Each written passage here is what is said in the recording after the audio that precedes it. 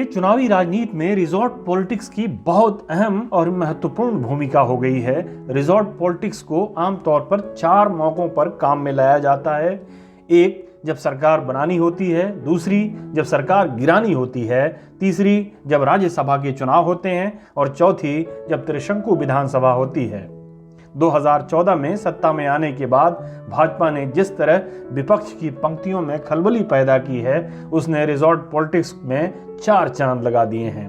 भाजपा के इस खेल में सबसे अधिक हाथ कांग्रेस ने जलाए हैं। मध्य प्रदेश और कर्नाटक में उसकी सरकारें जा चुकी हैं। गोवा में उसके आज चुने गए विधायक कल भाजपा के मुख्यमंत्री के लिए अपनी सीट खाली कर देते हैं, मानो कह रहे हो पार्टी ने उन्हें जिताकर निराश कर दिया। पिछले 5 वर्षों में गोवा ने आया राम गया राम पॉलिटिक्स को न केवल प्रोत्साहित किया है, बल्कि उसे नई बुलंदियों पर पहुंचा दिया है। यहां कुल 40 विधायकों में से कम 24 ने पाला बदला। सबसे बुरा हाल कांग्रेस का रहा। 2017 में उसके 17 विधायक थे। कांग्रेस सबसे बड़ी पार्टी थी, लेकिन इसके बावजूद सरकार बनाने में नाकाम रही। यही नहीं, 2022 आते आते उसके खेमे में महज 2 विधायक बाकी रह गए। इसमें कोई शक नहीं कि अगर दुनिया में वफादारी का कोई इनाम होता तो उसे हासिल करने के सबसे बड़े दावेदारों में इन दोनों विधायकों का नाम जरूर शामिल होता। कहते हैं कि दूध का जला छाछ भी फूंक फूंक कर पीता है। लिहाजा कांग्रेस ने राज्य में अपने उम्मीदवारों को मंदिरों, मस्जिदों, गिरजाघरों में शपथ दिलवाकर उन्हें वफादारी के अलावा आस्था के इम्तिहान में भी डाल दिया है। उनकी आस्था कितनी मजबूत है, ये आने वाला समय बताएगा। फिलहाल आया राम गया राम की राजनीति में उत्तराखंड गोवा से बस कुछ ही कदम पीछे है। यहां भी कांग्रेस के भावी विधायक अपनी पार्टी से कभी भी नाराज हो सकते हैं। कभी भी उन्हें लग सकता है कि ये वो पार्टी नहीं है जो उन्होंने ज्वाइन किया था। इसलिए कांग्रेस की राज्य इकाई पहले ही से चौकन्ना हो गई है। दरअसल 5 राज्यों में चल रहे चुनाव में उत्तराखंड ही एक ऐसा राज्य है जहां कांग्रेस अपनी जीत के प्रति सबसे ज्यादा आश्वस्त दिख रही है, लेकिन ओवर कॉन्फिडेंस में जीती हुई बाजी हारना नहीं चाहती है। इसी वजह से कांग्रेस के खेमे में हलचल ज्यादा दिख रही है। सियासी हलकों में अटकलों के बाजार तेज हो गए हैं।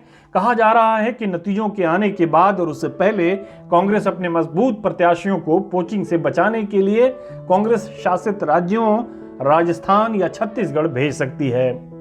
हालांकि कांग्रेस की ओर से इन अटकलों को यह कहते हुए खारिज किया जा रहा है कि उन्हें कोई डर नहीं है, लेकिन पार्टी के नेताओं के बयान कुछ और कहानी बयान कर रहे हैं। एक अखबार को दिए गए बयान में पार्टी के प्रदेश अध्यक्ष गणेश गोदियाल कहते हैं कि भाजपा किसी भी तरह सत्ता हथियाना चाहती है। प्रदेश में कांग्रेस दूध की जली हुई है, इसलिए छाछ भी फूंक फूंक कर पीना चाहती है। गोदियाल का कहना है कि 2016 में भाजपा ने जो किया वो बताता है कि वह हर हाल में सत्ता प्राप्त करना चाहती है। इस बयान से जाहिर होता है कि कांग्रेस के रणनीतिकारों के मन में कहीं न कहीं आशंका जरूर है कि उनके विधायक टूट सकते हैं। कांग्रेस को उम्मीद है कि उसने इस बार बेहतर प्रदर्शन किया है। उसे उम्मीद है कि उसे इस बार राज्य की 70 में से 40 सीटों पर कामयाबी मिल सकती है। लेकिन खबर यह भी है कि पार्टी ने जो जमीनी स्तर से फीडबैक हासिल किया है, उसमें बीजेपी बहुत सारी सीटों पर उसे कड़ा मुकाबला देते हुए दिख रही है। अगर 2012 की तरह ये मुकाबला भी बहुत करीबी हो जाता है तो भाजपा गोवा वाली चाल चल सकती है। यही वजह है कि कांग्रेस को अपने विधायकों की चिंता अभी से सताने लगी है। इसलिए ये चर्चा गर्म है कि कांग्रेस के रणनीतिकार चुनाव परिणाम से पहले और उसके बाद उत्पन्न होने वाली स्थितियों का आकलन कर अपनी रणनीति तैयार कर रहे हैं। कांग्रेस उत्तराखंड के अलावा पंजाब, गोवा और मणिपुर में भी काफी पुरुम्मीद है। इन राज्यों में पार्टी ने अपनी पूरी ताकत झोंक दी थी और अब जब परिणाम सामने आने में महज कुछ दिन बाकी रह गए हैं तो 2017 में गोवा वाली स्थिति से बचने के लिए कांग्रेस कोई ऐसी दीवार तैयार करना चाहती है जिसे भेदना भाजपा के लिए मुश्किल हो जाए। इस रणनीति के तहत अगर पार्टी अपने प्रत्याशियों को सचमुच राजस्थान, छत्तीसगढ़ या किसी दूसरे राज्य के रिजॉर्ट में लेकर जाती है तो ये रिजॉर्ट पॉलिटिक्स में एक नया आयाम जोड़ेगा।